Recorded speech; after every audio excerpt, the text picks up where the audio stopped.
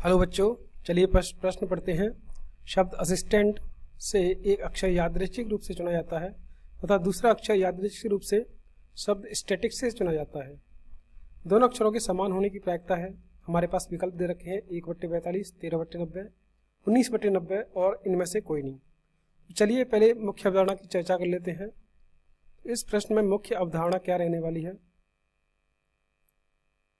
देखो, इस प्रश्न के लिए हमें क्रमचय और संचय ये आपको अच्छे से आना चाहिए, ठीक है। अगर ये आपको आता है तो इस प्रश्न को आसानी से आप हल कर सकते हो।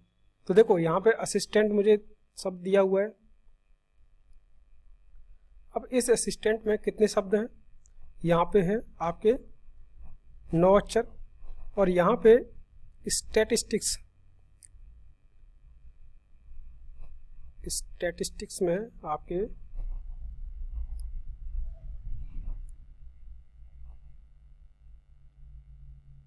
यहाँ पे हो जाएंगे आपके 10 अक्षर, ठीक है।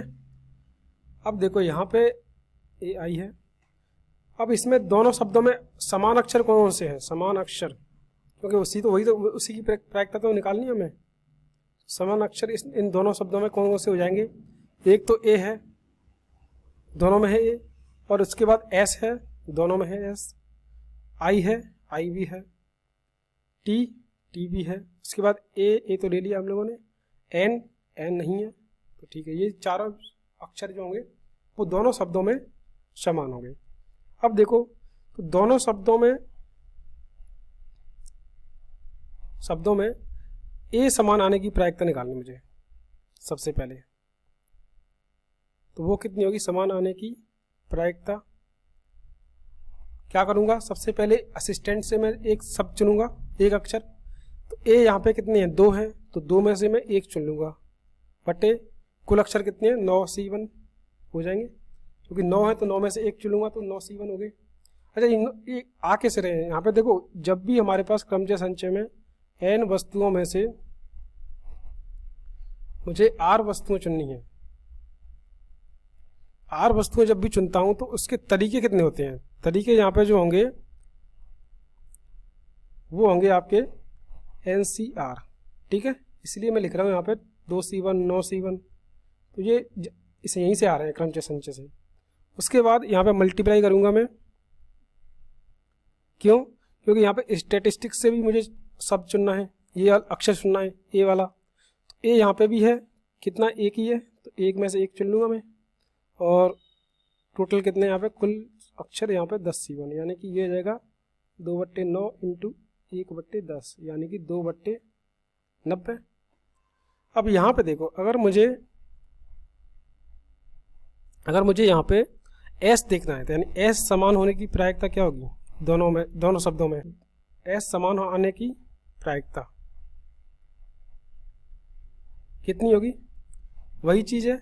एस कितने यहाँ पे असिस्टेंट में? 1, 2, 3, तो 3 में से एक चुन लूंगा मैं बट्टे 9C1 इंटू, अब यहाँ पे एस कितने हैं स्टैटिस्टिक्स में?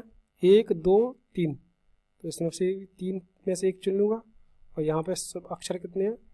10, तो 10C1, तो ये हो जाएंगे 3/9 इंटू 3/10, यानी कि ये हो जाएगा आपका 9/90।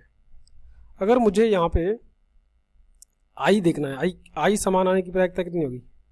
दोनों शब्दों में आने की प्रायिकता वो कितनी होगी? यहाँ पे देखो, आई यहाँ पे कितने आ रहे हैं असिस्टेंट में?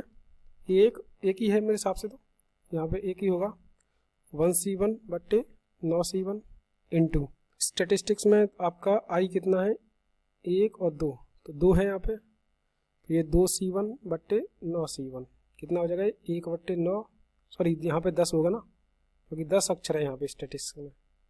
तो 1/9 इंटू 2/10, 2/90 हो जाएंगे। अब इसी तरीके से हमें टी निकालने हैं। टी समान आने की प्रायिकता कितनी होगी?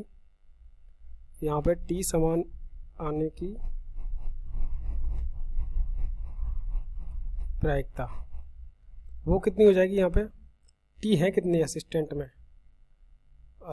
यानी कि 2 है यहाँ पे, तो 2C1 बट्टे 9C1 इंटू स्टैटिस्टिक में कितना है यहाँ पे, 1 2 3, तो 3 में से 1 चुन लूँगा, तो 3c1 बट्टे 10c1, ये हो जाएगा 2/9 इंटू 3/10, यानी कि 6/90।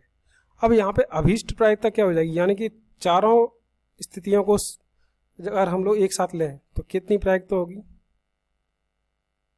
अभीष्ट प्रायिकता, तो ये हो जाएगी आपकी 2/90 प्लस 9/90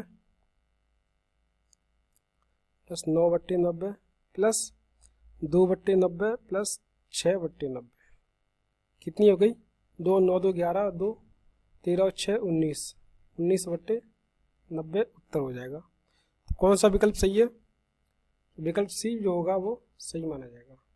ओके बच्चों, तो मैं आशा करता हूँ आपको समझ में आया होगा। धन्यवाद।